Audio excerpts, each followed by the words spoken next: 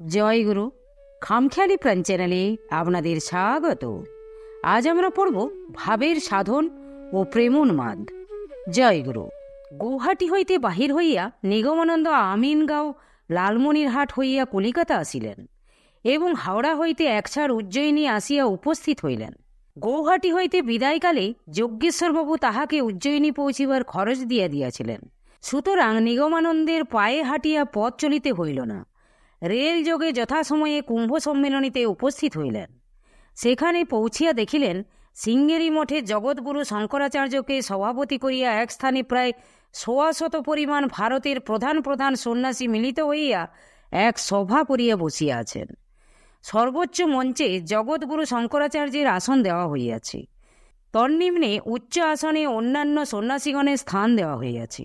তাহাতে দেখিলেন তাহার গুরু শ্রীমৎ স্বামী সচ্চিদানন্দদেবও বসিয়াছেন এবং নিম্নে সর্বসাধু সাধারণের আসনে বহু সন্ন্যাসী সমবেত হইয়াছেন। নিগমানন্দ সভামণ্ডপে প্রবেশ করিয়া সোজাসুজি তদীয় গুরু সচ্চিদানন্দের সম্মুখে উপস্থিত হইয়া তাহাকে সাষ্টাঙ্গে প্রণাম করিলেন। ইহাতে সাধুমণ্ডলী হইতে কলরব উত্থিত হইল। জগৎগুরু শঙ্করাচার্যকে প্রণাম না করিয়া সচ্চিদানন্দ পরমহংসদেবকে প্রণাম করায় সিঙ্গেরি মঠাধীন সাধুগণ মধ্যে বিক্ষোভের সঞ্চার হইল। তাহার এই আচরণে ক্রোধ প্রকাশ করিয়া সমস্বরে নিকটবর্তী কয়েকজন সন্ন্যাসী তাহাকে প্রশ্ন করিলেন, তুমি শঙ্করাচার্যকে প্রণাম না করিয়া ওকে প্রণাম করিলে কেন? এবং তৎসঙ্গে অঙ্গুলি দ্বারা সচ্চিদানন্দদেবকে নির্দেশ করিয়া দেখাইলেন। নিগমানন্দ উত্তর করিলেন, আমি আমার গুরুকে প্রণাম করিয়াছি। সাধুরা বলিলেন, শঙ্করাচার্য তোমার গুরুর গুরু, কারণ উনি জগৎগুরু, তাকেই তোমার প্রথমে প্রণাম করা উচিত ছিল। নিগমানন্দ উত্তর করিলেন, আমার গুরুর গুরু নাই। গুরুর গুরু স্বীকার করিলে গুরুতে অনবস্থা দোষ আসে, তাহাতে অদ্বৈতবাদ নষ্ট হইয়া যায়। মদগুরু শ্রী জগৎগুরু। এই কথার পর জগৎগুরু শঙ্করাচার্য বলিলেন, বাচ্চা ঠিক বলা হয়। তখন সমস্ত সভামণ্ডপ নীরব হইল। নিগমানন্দ দেখিলেন তাহার গুরু সচ্চিদানন্দদেব সংকুচিতভাবে মস্তক নত করিয়া রহিয়াছেন। অতঃপর জগৎগুরু শঙ্করাচার্য সস্নেহে নিগমানন্দকে নিকটে ডাকিয়া প্রথমে সচ্চিদানন্দ পরমহংসকে জিজ্ঞাসা করিলেন, ইয়ে কোন হ্যায়? সচ্চিদানন্দদেব কহিলেন, ইয়ে মেরা শিষ্য হ্যায়। তারপর জগৎগুরু শঙ্করাচার্য নিগমানন্দকে ৩টি প্রশ্ন করিলেন। প্রথমে জিজ্ঞাসা করিলেন, আচ্ছা তুম বহুত দেশ ঘুম চুকে হো, পাহাড় পর্বত সরিত সাগর বহুত দেখে হো, কেয়া ইয়ে সব তুমনে और भी कहीं देखे हो? निगमानंद कहिलेन, হ্যাঁ দেখা हूँ, সমাধি में সব দেখা हूँ, ত্রৈলোক্য জানি ভূতানি তানি সর্বাণি দেহত। তৎপর জগৎগুরু শঙ্করাচার্য আরও 2টি প্রশ্ন করিলেন এবং নিগমানন্দ তাহার উত্তর প্রদান করিলেন। শ্রী শ্রী ঠাকুর এই 2টি প্রশ্নের কথা কোনোদিন প্রকাশ করিয়া বলেন নাই। বলিয়াছেন, সে 2টা প্রশ্ন বলবো না, সে আমার গুরুত্ব সম্বন্ধে, এর অতিরিক্ত আর কিছু বলবো না। তারপর জগৎগুরু শঙ্করাচার্য পরমহংসদেব সচ্চিদানন্দদেবের দিকে দৃষ্টিপাত করিয়া কহিলেন, ইয়ে তো আভি পরমহংস হো গয়া হ্যায়, ইসকো দণ্ডধারী কিউ বানা রাখা হ্যায়? সচ্চিদানন্দদেব উত্তর করিলেন, इसके दंड धारण करने के पश्चात जब ये बाहर चला गया, इससे मेरी मुलाकात ना हो सकी, अभी हुई। तत्पर सच्चिदानंददेव उठिया समस्त साधुमंडली के संबोधन करिया कहिले, मेरा शिष्य स्वामी निगमानंद सरस्वती को मैं परमहंस बनाऊंगा, आप लोगों आज्ञा दीजिए। चारदिक हईते बहुत अच्छा रब उत्थित हইল, परंतु केह प्रतिबाद करिलेन ना। अनंतर सच्चिदानंददेव নিগমানন্দের হস্ত হইতে দণ্ড গ্রহণপূর্বক উচ্চস্বরে সেই বিরাট সাধুসঙ্গের সম্মুখে ঘোষণা করিলেন, ইয়ে মূর্তি পরমহংস স্বামী নিগমানন্দ সরস্বতী হয়। সাধুগণ সকলে সমস্যারে সাধু সাধু বলিয়া জয়ধ্বনি করিয়া উঠিলেন। অতঃপর জগৎগুরু শঙ্করাচার্য আসন হইতে উত্থিত হইয়া সভা ভঙ্গ করিলেন এবং সমবেত মহাপুরুষ ও সাধুগণ নিজ নিজ স্থানে প্রস্থান করিলেন। সচ্চিদানন্দদেব নিগমানন্দের দণ্ড ভঙ্গ করিয়া শিপ্রার জলে নিক্ষেপ করিলেন এবং তাহাকে সঙ্গে করিয়া নিজ আস্তানায় উপস্থিত হইলেন। অনন্তর সচ্চিদানন্দদেব পুষ্করে নিজ আশ্রমে গমন করিয়া নিগমানন্দকে কহিলেন, এখন আমায় গুরুদক্ষিণা দাও। নিগমানন্দ কহিলেন, আমার দেহ মন প্রাণ সবই তো তোমার পায়ে সমর্পণ করিয়াছি, আমার কি আছে আর কি দক্ষিণাই বা আমি দিতে পারি? সচ্চিদানন্দদেব কহিলেন, তুমি আমার গদি লইয়া মহন্ত হও, আমি তোমার উপর গুরুগিরির ভার অর্পণ করিয়া বিশ্রাম করি। নিগমানন্দ কহিলেন, তোমার গুরুগিরির ভার লইতে প্রস্তুত আছি, কিন্তু এদেশের সাধুদের সঙ্গে আমি বড় একটা মিশিতে পারি না। এদেশের রুচি ও ভাবের সঙ্গেও আমার মিল হইবে না। এই জগৎটাই যখন তোমার আসন, এইখানে আমাকে না বসাইয়া বাংলাদেশে যদি আমাকে গুরুগিরি দাও, তাহা হইলে আমার পক্ষে সুবিধা হইবে। তোমার এই গদিতে ব্রহ্মানন্দজিকে বসাও, তার প্রতিষ্ঠা করিয়া দাও, আর তোমার ইচ্ছা হয়তো আমাকে বাংলাদেশে প্রতিষ্ঠিত করো। সচ্চিদানন্দদেব নিগমানন্দের এইরূপ বাক্য শ্রবণ করিয়া কহিলেন, আচ্ছা চলো, তোমার গুরুগিরির প্রতিষ্ঠা করিয়া দিয়া আসি। নিগমানন্দদেব যজ্ঞেশ্বরবাবুকে প্রতিশ্রুতি দিয়া আসিয়াছেন, তাহার গুরুকে নিয়া দেখাইবেন। সুতরাং সচ্চিদানন্দ পরমহংসদেবকে সঙ্গে লইয়া সানন্দে তিনি গৌহাটি যজ্ঞেশ্বরবাবুর বাসায় উপস্থিত হইলেন। যজ্ঞেশ্বরবাবুর বাসায় কয়েকদিন থাকিবার পর সচ্চিদানন্দদেবকে কামাখ্যা দর্শনে যাইবার ইচ্ছা প্রকাশ করিলেন। যজ্ঞেশ্বরবাবু মনে ভাবিলেন, এরা সাধু, কখন কোথায় চলিয়া যাইবেন তাহার কিছু ঠিক নাই, সুতরাং এই সময়ে আমার প্রার্থনা জানানো উচিত। এই ভাবিয়া কামাখ্যার জন্য বিদায় লইবার পূর্বে যজ্ঞেশ্বরবাবু পরমহংস সচ্চিদানন্দদেবের নিকটে সস্ত্রীক দীক্ষিত হইবার জন্য প্রার্থনা করিলেন। তাহাতে সচ্চিদানন্দদেব কহিলেন, মুঝসে কেয়া দীক্ষা লোগে, ये लड़का अब मुझसे भी महान हो गया है, इससे दीक्षा लो। যজ্ঞেশ্বরবাবু ও তাহার স্ত্রী তাহাতে সম্মত হইলেন। সচ্চিদানন্দদেব গুরুশক্তি সঞ্চারিত নিগমানন্দ দ্বারা বিশ্বাস দম্পতিকে দীক্ষিত করাইয়া তাহার গুরুগিরি প্রতিষ্ঠা করিলেন।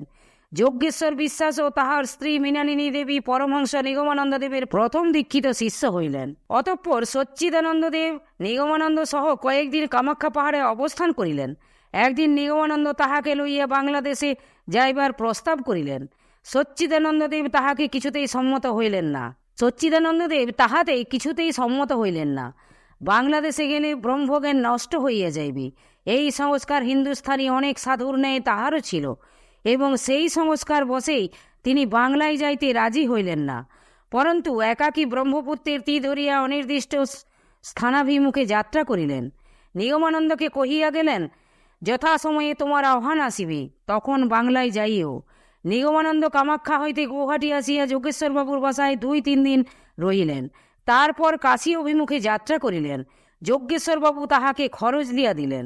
সিদ্ধকাম নিগমানন্দের এক্ষণে যদৃচ্ছা বিচরণ করা ভিন্ন অন্য কর্তব্য নাই। এতদিন সাধনাদি কর্তব্যে নিযুক্ত থাকায় তদ্বিষয়ের সুবিধাজনক স্থানে অপরের উপর নির্ভর করিয়া বসবাস করিয়াছেন। নির্বিকল্প সমাধি লাভের পর সাধন সম্পর্কিত কোনো কর্তব্য না থাকায় অন্যান্য সন্ন্যাসীর ন্যায় তিনিও নিরালম্ব নিরাশ্রয় হইলেন।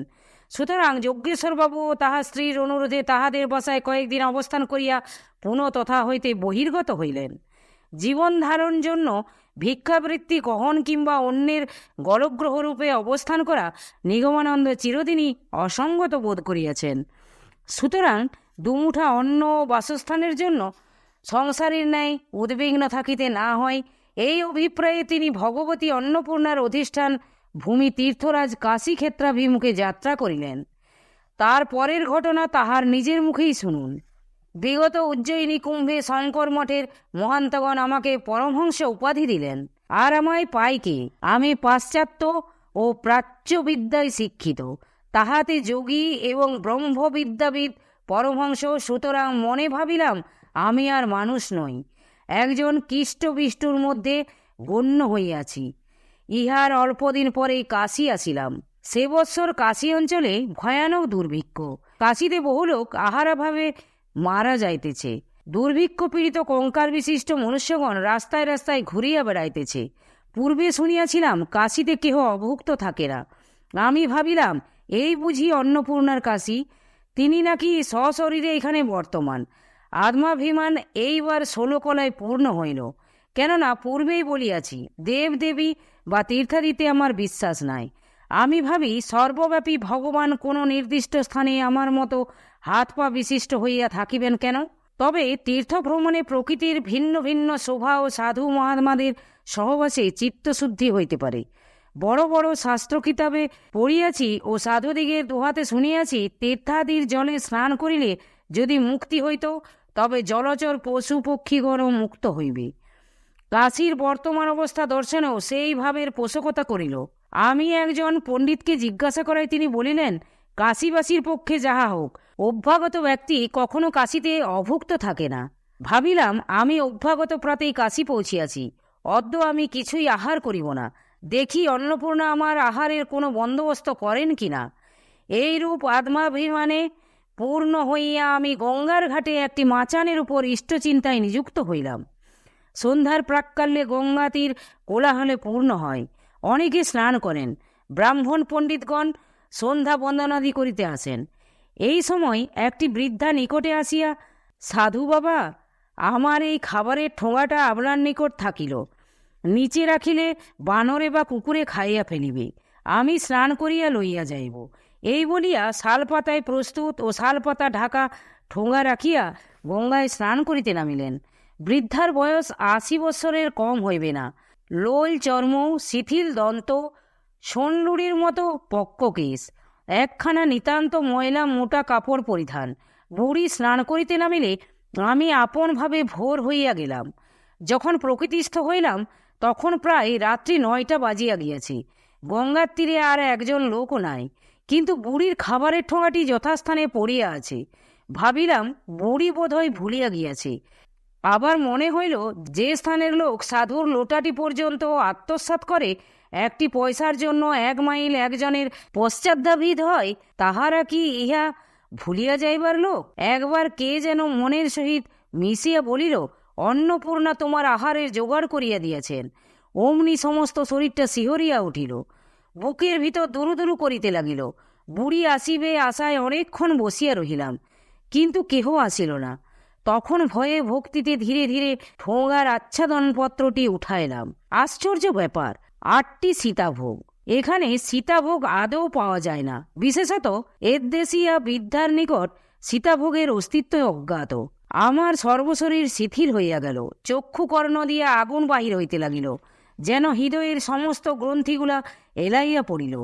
আমি তখন স্বর্গে কি মর্তে, পাতালে কি আকাশে, তাহা জ্ঞান ছিল না। কি একভাবে বিভোর হইয়া শূন্য জ্ঞানে সীতাভোগ কয়টি, এমনকি পাতাগুলিরও কিয়দংশ খাইয়া ফেলিলাম।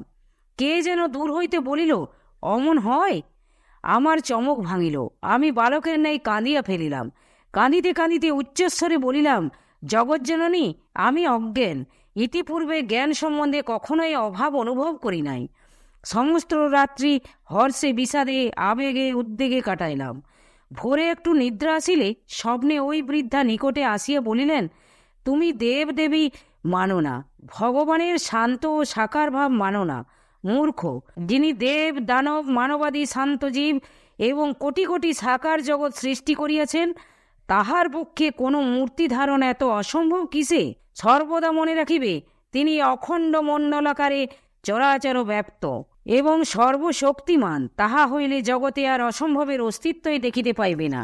এই বলিয়া তিনি হরমনমোহিনী রাজরাজেশ্বরী মূর্তি ধরিয়া অন্তর্ধান হইলেন। আমি আনন্দে জাগিয়া বসিলাম। একটা স্বর্গীয় সৌরভ নাসারন্ধ্রে প্রবিষ্ট হইল। তখনও যেন সে মূর্তি নয়নে ঘুরিতেছিল। শতজন্মেও যে সে মূর্তি ভুলিব বোধ হয় না। আজই নতুন মানুষ হইলাম। বিদ্যাশাস্ত্র, জ্ঞান, যোগ, জপ, তপ সমস্তই রসাতলে গেল। বুঝিলাম মানুষের শক্তি একটি তৃণের নিকট নত হয়। তাহাদের আবার অহংকার কেন? জগতে পাপী, পুণ্যবান, মূর্খ, বিদ্বান, জড় ও কর্মী কেহই পূজিত বা ঘৃণিত নহে। তিনি যাহাকে যেমনভাবে চালাইতেছেন, তিনি সেইভাবে তাহার কার্য সম্পাদন করিয়া যাইতেছেন। ইহাতে প্রশংসা বা নিন্দার কি আছে? এতকাল শত শত শাস্ত্র পাঠে বা সাধু মহাত্মাদিগের উপদেশে অথবা যোগ, জপ, তপে যে জ্ঞান লাভ করিতে পারি নাই, একদিনের মুহূর্তের একটা ঘটনায় সেই জ্ঞান লাভ করিয়াছি। সে জ্ঞান কি না, ভগবান অখণ্ড মণ্ডলাকারে চরাচর ব্যাপ্ত এবং সর্বশক্তিমান। জয় গুরু, জয় গুরু। আজ এই পর্যন্তই।